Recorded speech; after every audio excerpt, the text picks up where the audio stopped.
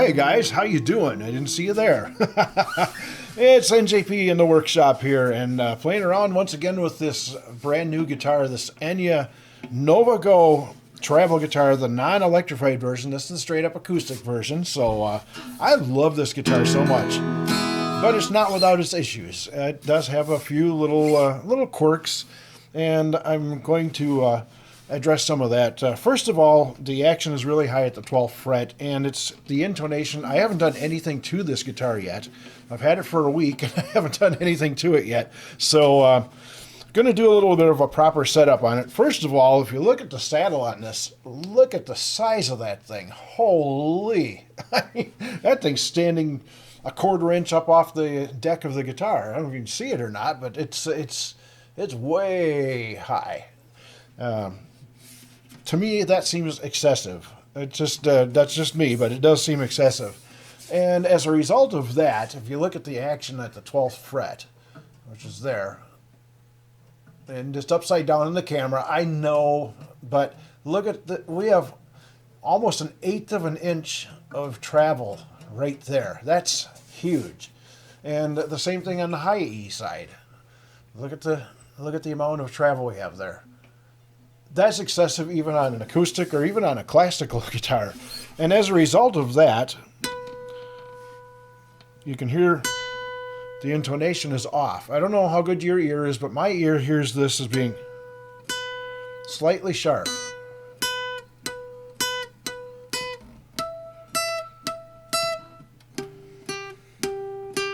So like I said, I don't know how well the cameras are picking that up, but when you play a chord up here, it really shows. Some of you guys, that might sound fine. To me, it doesn't.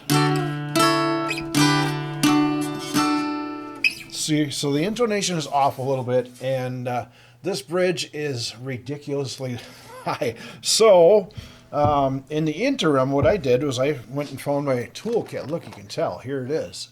I got my little, my guitar, my luthier tools, if you will. Be careful how I set that guitar somewhere. And dug around through all my old bridge saddles and stuff, and I found this. It's a compensated saddle for an acoustic guitar. Now, this thing is huge. So what I'm going to do is I'm going to unstring the guitar, and I'm going to pull that saddle out, get some measurements, and see if we can tame this thing down and put a compensated saddle on there. Again, like I said, I don't know if the camera's going to pick that up or not, but it's completely different from the straight saddle that's in there right now. I've got another saddle out of another guitar that's straight, non-compensated, and I think this might just be the solution to the intonation problem. And I take it out to the CNC machine off some of the bottom off of this thing, and bring that action down just a little bit. Let's see how we do. Let's head out to the shop. Well, first of all, let's unstring the guitar, and we'll head out to the shop, machine the saddle down, and see how it works. We'll take all the tension off the strings. Okay, one of my cameras went out on me, so I had to pause the video. I'm not sure exactly where we left off, but I was unstringing the guitar and telling you guys about a little trick that I learned as the furnace just kicked on, so it's going to be a little noisy in the background for a minute. But in order to keep the strings from getting all discombobulated and all over the place, I like to put a capo on here and just hold them down. That's what capos do, they hold strings down. So now we get to the task of pulling the bridge pins out. And make sure you pull slack out of the strings on this side of the capo. You don't want slack on that side. So we'll put it on this side, start pulling pins. Sometimes they come out easy, sometimes not so much. And this is going to be one of those not so much times. Okay, so we'll just take a rusty old screwdriver. Oh my. Don't do that! That didn't hurt anything, did it? One bridge pin almost out. You need a little more slack on that string.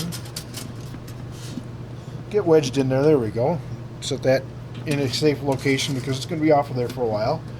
This one's not going to break out either, so we'll just take a little persuasion never hurts anything, right?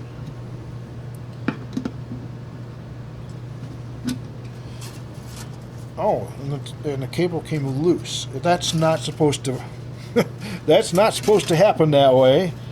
Okay. Well, so much for that idea. Well, this is the first time I've actually tried that, and it did not work. It did not work at all. So, that's a big colossal fail. All right. Put the bridge pins there. They really put those in there good. All right. I wonder, sometimes you can get away with this, sometimes not. But I'm thinking I might be able to sneak this saddle out. If I get it just high enough to clear down here. Boy, that's, oh, it did it. Yes, it came out. Oh, look at that. They even marked the spot where the low E goes, so you don't flip it around and put it in the wrong way when you put it back in. Which I'm probably not going to put the saddle back in. So what I want to do is, I know approximately how much I need to take off of this. And you look at this, the new saddle is even taller than the old one. If you can see that or not. So what I'm going to have to do is take quite a bit off of this, and I'm going to make it to a point where the saddle is going to be about like that. The camera seeing that or not? But as you can see, it's a little bit longer, so I'll have to trim the ends off as well. I can do all of that on the CNC machine out in the workshop. So wish me luck. Let's head out to the shop. Let's go to the CNC machine and get this done.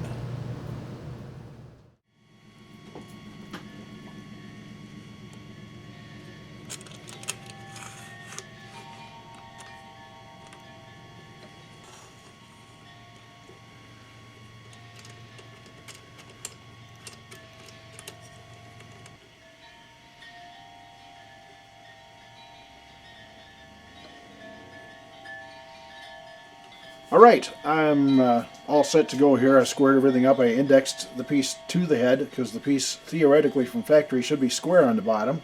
So the first thing I'm going to do is look over the computer here. You can see I've got the program fired up to run the CNC. I'm not actually going to be using any program on this other than just to control the CNC directly. But first thing I want to do is send it to machine home, which should, there we go. I don't know why the Z-axis didn't go up, but that's okay. It didn't crash into anything, and that's what I was more worried about than anything. So, for whatever reason, there we go. I'll just hit the stop switch. So the machine thinks it went there. Alright, so what I want to do now is I've got this set to a real slow feed speed, so you'll notice it's not moving real fast. I set to move 5 millimeters at a time, so I'm going to go, looks like about maybe 30 millimeters, so 5, 10, 15, 20, 25, 30. Move the Z or the Y-axis over to there, and I'm just using my eyeball to estimate this, and you guys can't see it in the camera. Yep, moved it too far. All right, so we're going to move it back a little bit. Yeah, we don't want to cut it that deep. Okay, that's close. I'm going to drop that to 1 millimeter now. Move it over just a little bit more. I think I moved it a little bit too much. Let's go that route there. Move it to 1/10 of a millimeter now. 0.1 millimeter. And listen to a train going by. And like I said, I'm just eyeballing this. So it's a game of chance. There we go. That should be enough to make the bottom smooth off just a little bit. I'm going to take that Z-axis up just a touch. There we go. Okay, so we're at that point. We're ready to start the spindle up. Start moving the X-axis. And remember, these arrows on here, when you move it this way, it's as if you're moving the head this way, so the plate's going to go that way. So I want to go this way with the plate, effectively moving the head that way. So I'm going to hit the up arrow, and let's see what we do. Moving at 1/10 of a millimeter at a time, so it's going pretty slow. And I think I'm going to actually jump that up to 1 millimeter at a time. Can go a little bit more. And should start hitting it. There we go.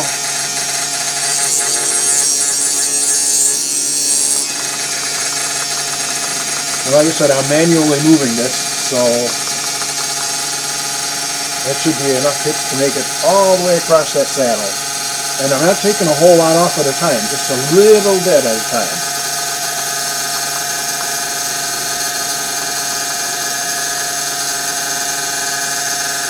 This is very hard material. It's bone material, and I really don't want to. I don't want to hit it too hard because it'll chip the bit, and it'll also possibly break the material. Keep on going here.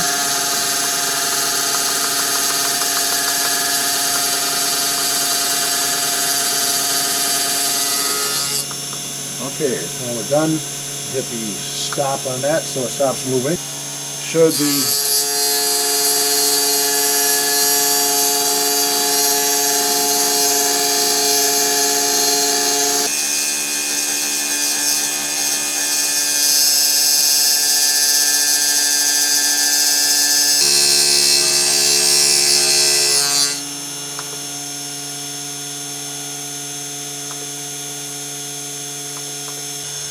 Let's shut that motor off. There we go. There we go. I have to listen to that humming in the background. The weather took a turn for the worse outside, so I had to turn the inside lights on in case you're wondering why the lighting changed. But it's, what is today? It's the 22nd of April, and it's snowing outside. Yeah, maybe I'll jump on the snowmobile today. Maybe not. But anyway, it is what it is. I'm going to get the ends cut off. I'll take you inside, and we'll take a look at the fitment and see how it fits in the guitar. Well, back down in the dungeon here, as I call it. It's kind of a dungeon. Working on the guitar. This is fresh off the CNC machine, and since I had to cut the ends off of it, I had to round off the corners of it because squared off corners don't work real well on a bridge saddle. So I'm just kind of taking my little flat piece here and sanding. I tore the sandpaper already, of course, you know, because why not? Just, you know. All right. Did the dimensioning on this thing, and I showed you guys a little bit of the work on the CNC machine out there in the shop. And I think I'm just about ready to try putting this in, and hopefully I can sneak this under the strings. It's quite a bit shorter than the original one, as you can see. It's considerably shorter. If the camera focus, like a Ford Focus, what? But anyway, yes, it's quite a bit shorter, and I don't know if you guys even saw that, but let's slide it in, and it should slide underneath those strings easily. Let's put it in the correct direction, though. The compensated side, which is the side with the little wedgy-looking things and cutaways on it, that goes on the high side, the high E. The B and E are compensated on this, and is the low E. Yeah, it fit right in there. And so far, the action seems a little bit lower, but we won't know that until we untangle this menagerie of strings. Oh boy. You know, I really thought that was going to work, putting them under the capo like that, but no, that was a fail. It didn't work at all, did it? All right, let's put this thing together, string it up, and we'll put it up to tune and see what it's. Sounds better already. Really? No, not really. All right, sort these things out. This is the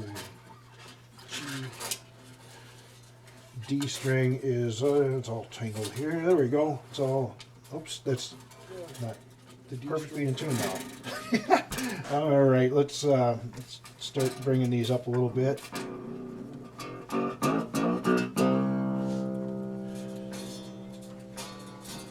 A little bit at a time. D, right on, A, a little sharp, E. Sounds good. Let's see what, let's see if it's, I can feel the difference. We dropped that action a lot. Look at the difference between what we have now and what we had before. It's still a little on the high side, but I think it's going to have to be that way. Let's, did you guys see where I put the pick? Thank you. There it is.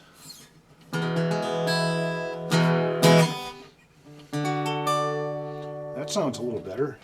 How's our intonation?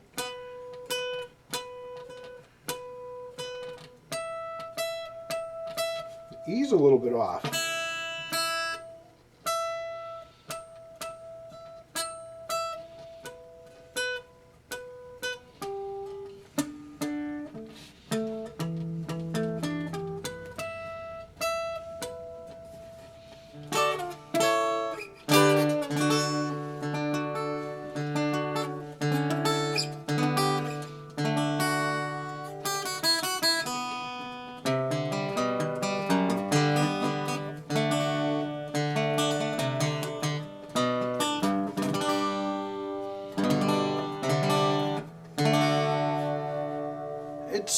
It's a little better. It could use a little bit more tuning yet, a little more fine tuning, but I think a truss rod adjustment might get rid of some of this intonation issue. It's not as bad as it was. And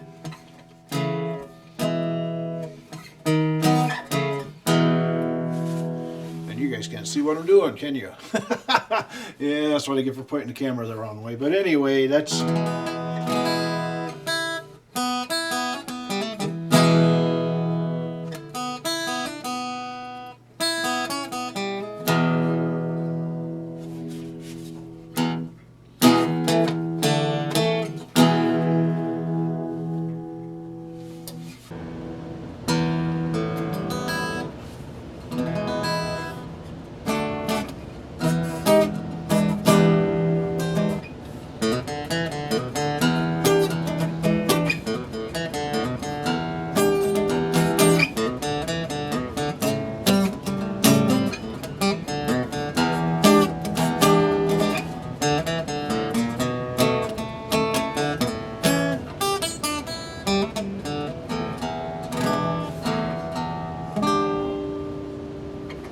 Well, there it is. We got the compensated saddle in there, and it's still sitting pretty high, but I might have to make some minor adjustments in this. But I think I'm going to leave it like this to let things settle for a while. I know it's carbon fiber and there's not a whole lot of settling involved with it, but I'm of the belief that, you know, things need to settle in before you can make any decisions. I'm not going to touch the truss rod yet, but that may be coming. I may have to flatten the truss rod out just a touch. See that intonation's, it's actually starting to come in already, so.